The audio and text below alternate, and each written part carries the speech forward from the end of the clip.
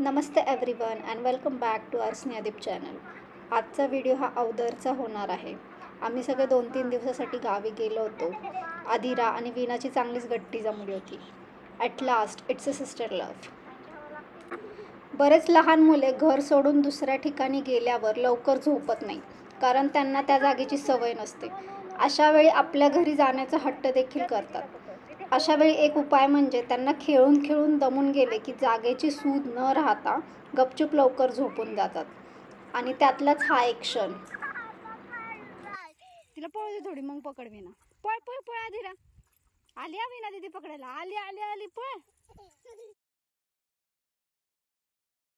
गावाला शेततळ्याचं काम चालू आहे।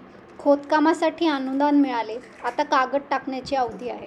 शेतकऱ्याला पाहिजे तेव्हा पाणी आणि वीज या 2 गोष्टी योग्य वेळी मिळाल्या तर त्यांची पण ग्रोथ व्हायला मदत होते। सरकार येते आणि जाते, परंतु लाईट मात्र कमी व्होल्टेजचीच राहते। आता आम्ही निघालो पुन्हा पुण्याच्या दिशेने।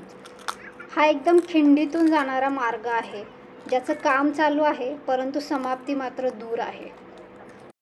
वेडेवाकडे वळण घेत फायनली खिंड ओलांडली। रात्रीच्या वेळी या रस्त्याने जाणे जरा रिस्कीच आहे। ठीक आहे, तर चला भेटूया नेक्स्ट व्हिडिओमध्ये। Till then take care, bye bye.